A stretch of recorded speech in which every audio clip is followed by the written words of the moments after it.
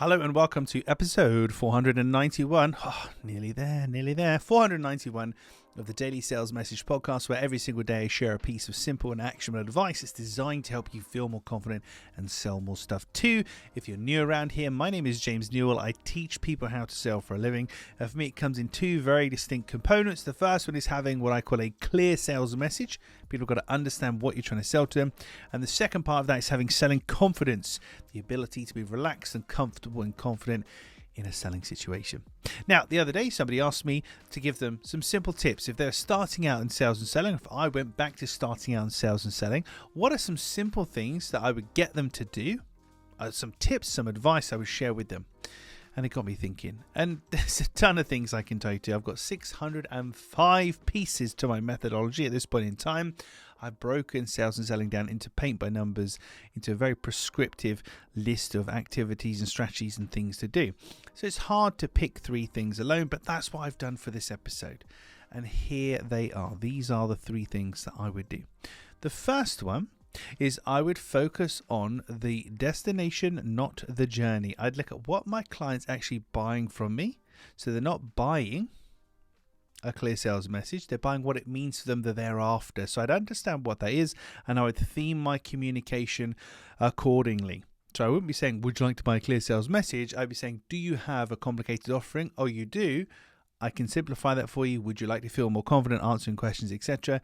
I would look at what they're truly buying from me, not just offering my service to them. That's number one. Number two is I would look to find them in groups. So there's no point going door to door or call to call or email to email trying to find buyers. Well, there's no point, but it's a harder way to do it. So I'd look at where can I find them in groups. Ideally, I'm looking for associations, groups, online communities, etc. Anywhere where I can reach people en masse, that's what I'm looking for. So I'm going to understand what the people are buying from me. Then I'm going to look at where to find them in groups. And then I'm going to have an amazing guarantee. An amazing guarantee that backs up the claims that I'm making. In Clear Sales Message, for the longest time, I've had a money back guarantee where I work with my clients until they're 100% happy with me, or they can have all of their money back. And I've got 546 or 47 LinkedIn recommendations at the time of recording this episode. So I've worked with a lot of people, and I've never had to refund a Clear Sales Message client. Not once.